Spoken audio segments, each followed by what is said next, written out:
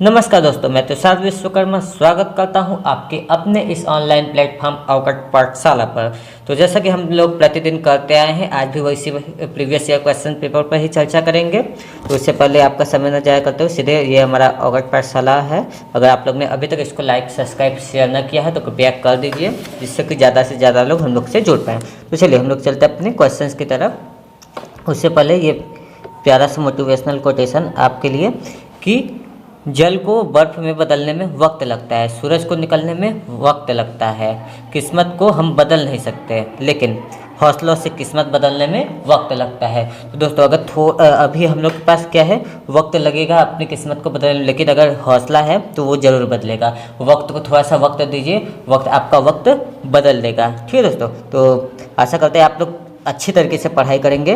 तो आज हम लोग का ये पहला प्रश्न जो है ये है, आज थोड़े से कमी प्रश्न हैं, तो आशा करते हैं आप लोग अच्छे तरीके से करेंगे। देखिए, पहला प्रश्न है जो है आपका कि बहुमात्रा उत्पादन में किसका उपयोग वर्कपीस को क्लैंप करने के लिए किया जाता है। बहुमात्रा यानी कि मास प्रोडक्शन में किसका उपयोग क्या कहता है कि वर्कपीस को क्लैंप करने के लिए किया जाता है। हमारे ऑप्शन से क्या है, टेम्पलेट है, जिग है, गेज है और फिक्सर है। तो आपको बताएं तो गेज का प्रयोग कहाँ पर होता है भैया, ये मेजरिंग इंस्ट्रूमेंट है, टेम्पलेट है, जिग है और फिक्सर। टेम्पलेट तो साधारण कार्यों के लिए होता है, जिग और फिक्सर ही होते हैं। तो मास प्रोडक्शन में वर्कपीस को होल्डिंग डिवाइस क्या है, केवल फिक्सर होल्डिंग डिवाइस है, जबकि जिग क्या है आपका, क्या है, होल्डिंग डिवाइस और गाइडिंग डिवाइस दोनों है। ठीक है, तो पहले का आंसर क्या हो जाएगा, फिक्सर हो जाएगा। ठीक है, नेक्स्ट हम लोग का जो प्रश्न है, नेक्स्ट है कि नेक्स्ट प्रश्न जो है ये है आपका कि ड्रिल जिग बुक प्रायः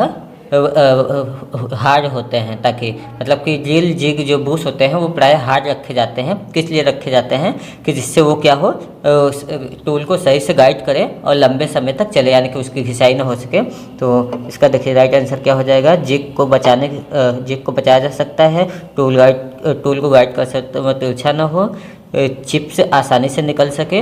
देखिए ये नहीं होगा, इसका राइट आंसर क्या हो जाएगा, टूल को सही गाइड कर तो वो उसको लंबे समय तक चल सके, इसके लिए हम लोग करते हैं। ठीक है, नेक्स्ट हम लोग का जो प्रश्न है 31वां है, ये जो है जिग का उपयोग प्रायः किया जाता है, या जिग का उपयोग किस लिए किया जाता है। तो जिग का उपयोग भैया ड्रिलिंग के लिए किया जाता है, रिमिंग के लिए किया जाता है, टैपिंग के लिए ही किया जाता है। ठीक है, तो इसका राइट आंसर क्या हो जाएगा, 31वें का ऑप्शन नंबर ए हो जाएगा। ठीक है, नेक्स्ट 32वां प्रश्न हम लोग का है कि व्यापक उत्पादन यानी मास प्रोडक्शन में टूल का मार्गदर्शन करने और जाप को कसकर पकड़ने के लिए निम्नलिखित में से किसका प्रयोग करता है भैया। इससे पहले भी हम लोग ने बताया, तो इसका राइट आंसर क्या हो जाएगा भैया, क्या हो जाएगा, हाउसिंग बोल रहे हैं, इसका राइट आंसर क्या हो जाएगा, फिक्सर हो जाएगा। ठीक है, क्या हो जाएगा, फिक्सर, 32 का डी हो जाएगा। ठीक है, नेक्स्ट हम लोग का प्रश्न है ये कि लेट स्पिंडल में क्या होता है। लेट स्पिंडल में किस तरीके के टेपर्स कटे होते हैं, ये आपसे प्रश्न पूछा है।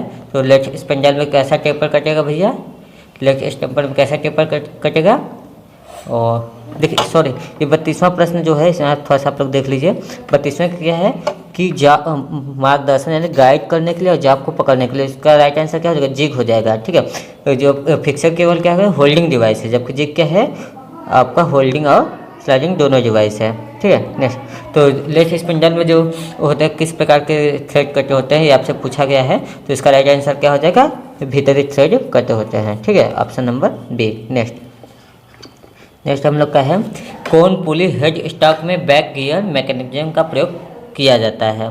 ठीक है, यानी कि जो कौन पुली हेड स्टॉक में बैक गियर मैकेनिज्म का प्रयोग किया जाता है, किस लिए, ये आपसे पूछा है। स्पिंडल की गति को कम करने के लिए, स्पिंडल की गति को बढ़ाने के लिए, स्पिंडल को उल्टा चलाने के लिए, स्पिंडल गियर को पावर स्टार्ट गियर में ट्रांसफिट करने के लिए। तो इसका राइट आंसर क्या हो जाएगा, 34 का, स्पिंडल की गति को क्या करने के लिए, कम करने के लिए। ठीक है, नेक्स्ट हम लोग का है 35वां प्रश्न है, ये रहा कि लेथ के निम्नलिखित में से किस कार्य में स्पिंडल गति न्यूनतम होती है। सबसे न्यूनतम गति किस में होती है, तो भैया नलिंग है, टेपर टर्निंग है, विभाजन करना है, थ्रेड काटना है। तो देखिए 35 का क्या हो जाएगा, जो थ्रेड काटते समय, चूड़ी काटते समय सबसे न्यूनतम इसकी गति रखी जाती है, यानी कि ऑप्शन नंबर डी इसका राइट हो जाएगा। ठीक है, 36वां है कि जो आपका फिक्स स्टडी के फिंगर होते हैं।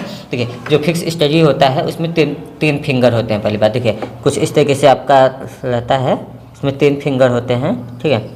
इस तरीके के रहेगा, उसमें एक फिंगर यहाँ, एक यहाँ और एक यहाँ पर, इस तरीके से आपके वो 3 फिंगर रहते हैं। और तीनों फिंगर का पूछा है कि किस एंगल फिट होते हैं। तो पूरा देखिए, एक वृत्त होता है 360 का होता है, तो 3 फिंगर है तो 3 को 3 से डिवाइड कर देंगे तो इसका कितना आ जाएगा 120 डिग्री, ठीक है। तो ये कितने पर होते हैं 120 के कोण पर होते हैं, ठीक है। तो इसका 36वें का राइट आंसर क्या हो जाएगा, ऑप्शन नंबर बी 120 डिग्री पर, ठीक है।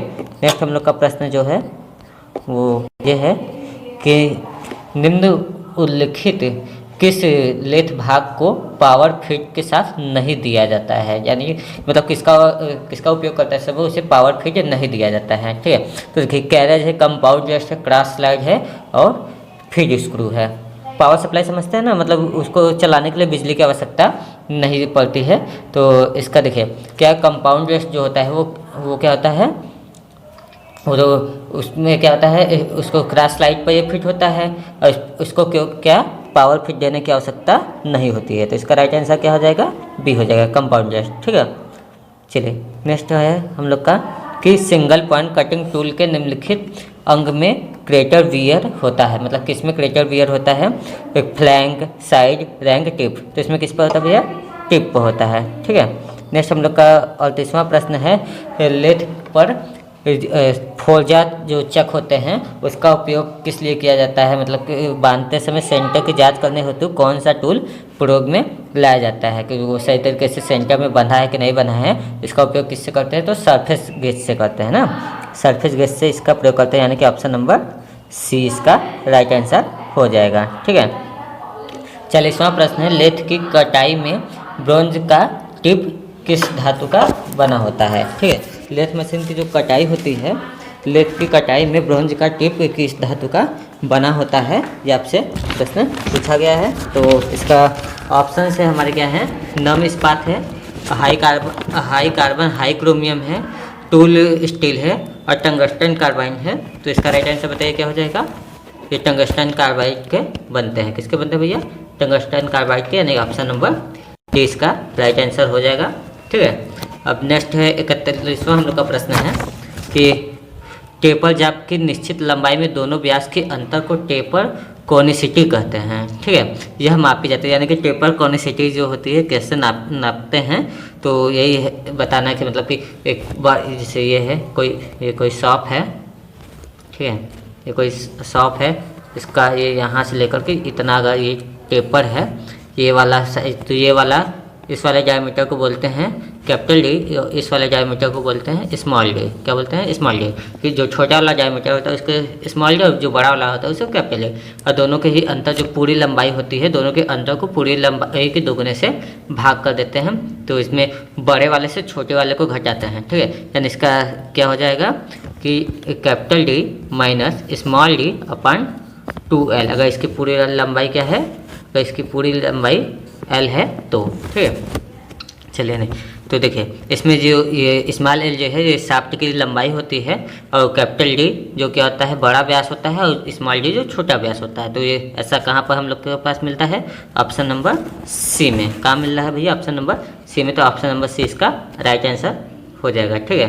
तो अब इसके बाद 42वां है, हेलिकल गियर निम्नलिखित में से किस मिलिंग मशीन द्वारा तैयार किया जाता है। हेलिकल गियर किस मिलिंग मशीन द्वारा तैयार किया जाता है, तो देखिए यूनिवर्सल मिलिंग मशीन के द्वारा हेलिकल गियर तैयार किया जाता है। इसको तो हम इसी तरीके से याद कर, इसमें और कुछ समझाने वाली बात नहीं है ना। तो यूनिवर्सल मिलिंग मशीन के द्वारा हेलिकल गियर को तैयार किया जाता है, ठीक। नेक्स्ट हम लोग का है 43वां प्रश्न है, डाउन मिलिंग ऑपरेशन सिर्फ डैश पर ही क्रियान्वित होते हैं, यानी कि डाउन मिलिंग मशीन कहाँ पर, किस मशीन पर ही किया जाता है। तो 43वां का क्या हो जाएगा, सख्त मशीन पर, प्लेन मिलिंग मशीन पर, और प्रतिषेध या ब्लैक लैस एलिमिनेटर युक्त सख्त मशीन पर। तो इसका यही वाला जो सबसे बड़ा वाला है, ये वाला राइट आंसर हो जाएगा। कई लोग ऐसी प्रकार से तुक्का लगाते हैं ना, जो सबसे बड़ा वाला होता है, या फिर जय माता दी ऑप्शन नंबर डी उस टाइप का। तो इसका राइट आंसर क्या हो जाएगा, 43 का सी हो जाएगा।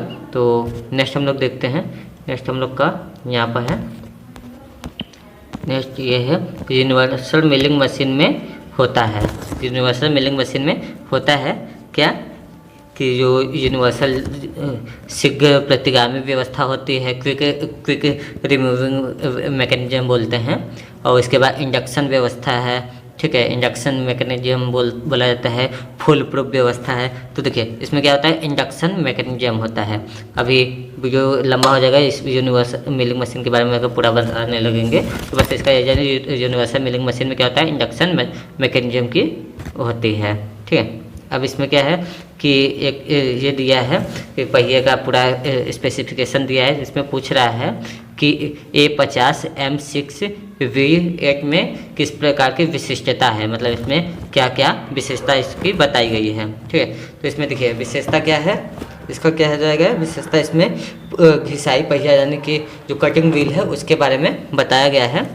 ये क्योंकि ये इसमें क्या है, व्हील के बारे में पूरा बताया गया है कि वो क्या है, इसमें जो ए है एब्रेसिव बॉन्ड को बता रहा है, जो 50 है वो क्या है कर्ण की साइज, मतलब ग्रेन्स साइज है उसको बता रहा है।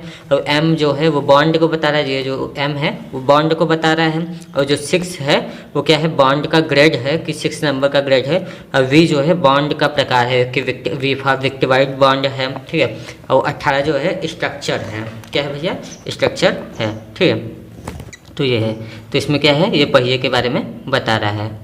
अब देखिए, अब इसके बाद देखिए ग्राइंडर पर लिखी मानक शब्दावली WA46K5V17 में वी क्या है, तो वी बताया अभी हमने उस ऊपर वाले प्रश्न में कि वी क्या है कि बॉन्ड का प्रकार है। ये वाला वी है ना, क्या है, बॉन्ड का प्रकार है, बॉन्ड का प्रकार है। तो यानी कि ये वी क्या है, यहाँ पर जो है क्या है, बॉन्ड का प्रकार है, ठीक है, कि किस प्रकार के बॉन्ड होते हैं वही इसका प्रकार है, ठीक है। अब 47वां प्रश्न है। 47वां प्रश्न हम लोग का है ये कि खुला ढांचा पहिया को ग्राइंडिंग करने के लिए उपयुक्त होता है, जो तो क्या होता है, मृदु और तन्य सामग्री होती है, ठीक है। तो इसके द्वारा हम लोग क्या करते हैं, इसका ग्राइंडिंग करते हैं। नेक्स्ट हम लोग का प्रश्न है 48वां है कि समानांतर या टेपर बेलनाकार जाप को किस ग्राइंडर द्वारा ग्राइंड किया जाता है, या टेपर या बेलनाकार जाप को किसके द्वारा ग्राइंड किया जाता है, ये प्रश्न आपसे पूछा है। तो इसमें क्या है, जो अगर बेलनाकार है तो भैया सिलेंड्रिकल से ही ग्राइंड करेंगे, ठीक है। तो इसका राइट आंसर क्या हो जाएगा, ऑप्शन नंबर सी। नेक्स्ट हम लोग का है आपका दो समानांतर शाफ्ट किसके द्वारा जोड़े जाते हैं, ये आपसे प्रश्न। दो समांतर जाप किसके द्वारा जोड़े जाते हैं, मतलब किस गियर के द्वारा जोड़ते हैं, क्रॉस हेलिकल, सीधे स्पर गियर, स्पाइनल गियर और बेवल गियर। तो इसका राइट आंसर क्या हो जाएगा, सीधे स्पर गियर। स्पर गियर समझते हैं ना, जो इसमें क्या होंगे कि उसके अक्ष के समांतर जैसे इस तरीके का है, तो उसमें यहीं पर आपके क्या होंगे, गियर्स के दांते कटे हुए रहेंगे, ठीक है। तो सीधे स्पर गियर हो जाएगा, ठीक है, यानी कि ऑप्शन नंबर बी। नेक्स्ट हम लोग का है 50वां प्रश्न है कि किस पावर ट्रांसमीटर में स्लिपेज होते हैं, यानी किस में करेंगे तो सीपेज हो जाता है, मतलब फिसल जाता है। किस में होता है, तो ज़्यादातर ये बेल्ट में होता है, ज़्यादातर किस में होता है भैया, बेल्ट में। आप लोग देखे होंगे ना, जैसे सिलाई मशीन का ही देख लीजिए, तो सिलाई मशीन में करते करते उसके वो बेल्ट सरक जाते हैं, ठीक है। तो बाकी गियर सबसे कम स्लिपेज की संभावना होती है गियर में होती है, ठीक है। और चैन में भी होती है, ज़्यादा होती है। स्पॉकेट में होता है, मतलब सबसे ज़्यादा इसमें स्लिपेज की संभावना किस में होती है, तो बेल्ट में सबसे ज़्यादा होती है। तो इसका राइट आंसर क्या हो जाएगा, ऑप्शन नंबर डी। तो आज हम लोग 85 प्रश्न करते हैं, अगले वीडियो में हम लोग 25 प्रश्न और कर लेंगे। इस तरीके से हम लोग का 75 प्रश्न इस वाले सेट से भी हो जाएगा। उसके बाद आगे वीडियो में और भी बात करेंगे।